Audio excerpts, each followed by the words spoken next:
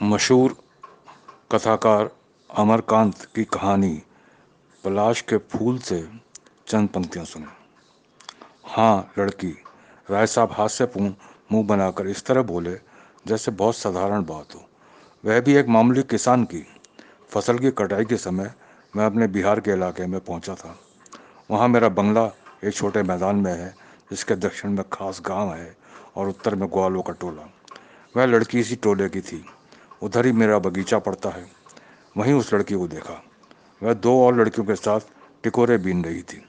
मुझको देखकर पहले तीनों भागी, फिर वही लड़की पेड़ के नीचे छूटी खचौली को लेने वापस आई तो एक क्षण ठिठक कर शंकित आंखों से उसने मुझे देखा, जैसे पक्षी दाना चुगने के पहले बहेलियों को देखता है, और आखिर में खचौली लेकर भाग गई।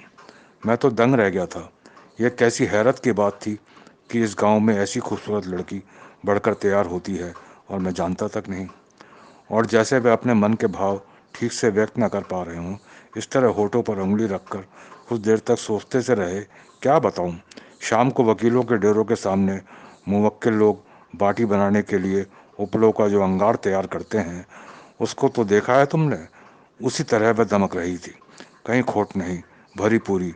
कुदरत ने जैसे पीठ और कमर पर हाथ रखकर उसके शरीर को पहले तोड़ा, ऐंठा और ताना, फिर किसी जादू के बल से बड़ा और जवान कर दिया था।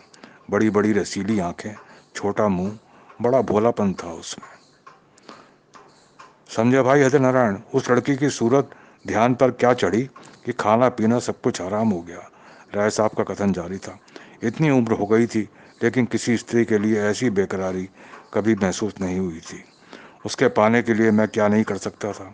उसका बाप भले ही मेरा ही असामी था, सीधा साधा किसान, जिसे पेट भरने के लिए खेती के अलावा इधर उधर मजदूरी भी करनी पड़ती। मैंने अजोरिया को, लड़की का यही नाम था, अकेले में पाकर एक दो बार छेड़ा भी, पर वह नई घोड़ी की तरह बिदक कर भाग जाती।